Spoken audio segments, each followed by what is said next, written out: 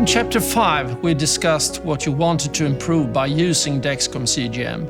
First, you should think about what your greatest concerns are with your diabetes and what you want to do better. Second, you should prioritize the essential action to start with to reach your goal. In this chapter, we will discuss possible alerts and alarm to use in order to reach your target. We start with a comparison when driving a car. Most road accidents occur due to human error. Therefore, modern cars have integrated advanced driver assistance systems or electronic systems that help the vehicle driver while driving or during parking. There are many similarities to the Dexcom CGM. You have several alerts to choose from.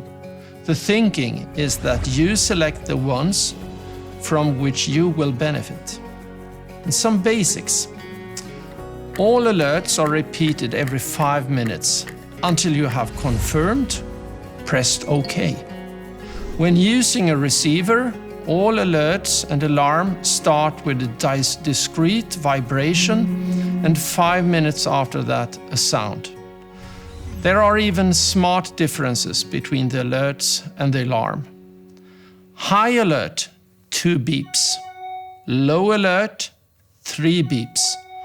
Urgent low, meaning 3.1, 4 beeps. Urgent low soon alert, 6 beeps.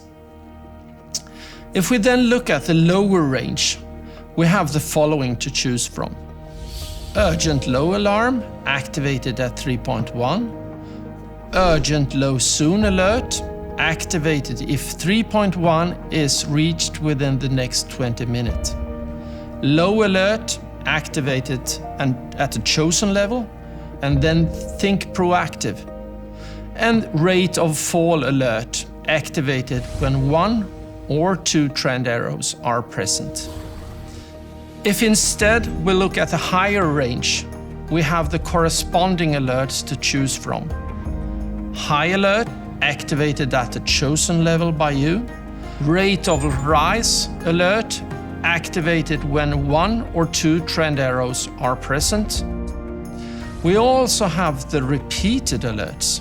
A repeated low alert might be wise to get 10 or 15 minutes after the first one. The repeated low alert will ensure that you receive a new alert if your glucose value doesn't increase. Remember that you also have the urgent low soon alert and that the urgent low alarm don't add too many of the same. It's far more critical to act early. A repeated high alert might be wise to use 90 to 120 minutes from the first alert as guidance for another correction, dose, or possibly raised basal dose on an insulin pump if needed. Try to avoid too frequent dosing, as this will lead to insulin stacking and further risk of future hypoglycemia. Beside all these alerts and the 3.1 alarm, I would like to highlight a specific option with the Dexcom CGM. The night time or specific time interval schedule. And you can actually choose to have a specific alert profile for the time when you are asleep. And the alert is also something you can change for a particular time, like exercise or anything else of importance. I would like to give you some examples. Problems with hypoglycemias and rather fast occurring ones. Then use rate of fall alerts along with the urgent low alert. This setting will give you some time to act proactively. If you don't respond in time, you will always have the urgent low alarm activated at 3.1. On the other hand, if you have problems with hyperglycemia because of missed doses, which is a rather common situation, use rate of rise alert and activate action when double trend arrows are present. Problems with fear of hypoglycemia. Then use a high level of the low alert, for example 5.5, along with a single arrow down. In time, when you feel safer and your glucose control might be improved, lower the low alert step by step.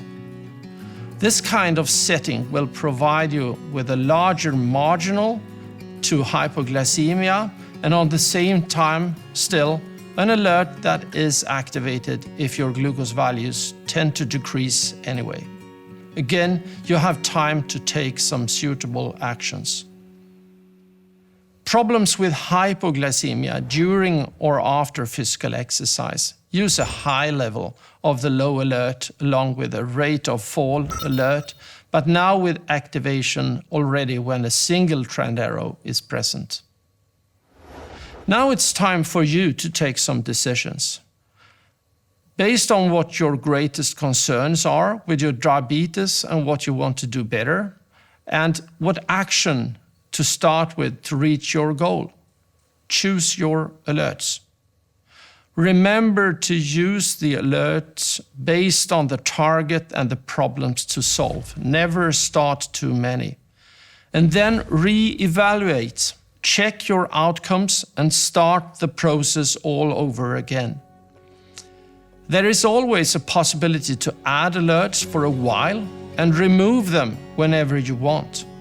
You can also choose alternative settings during a specific time interval. An alternative profile for the time of exercise or, for example, the night time. Regarding the expression alarm fatigue, I would like to clarify that you can choose not to use any alert. The only existing alarm is then for safety. The work on alert adjustments is a real key for success. I will come back to practical learnings on alerts and alarms in the Dexcom follow-up in Chapter 8. But the essential meaning is alerts in time, proactive decision, and fewer problems.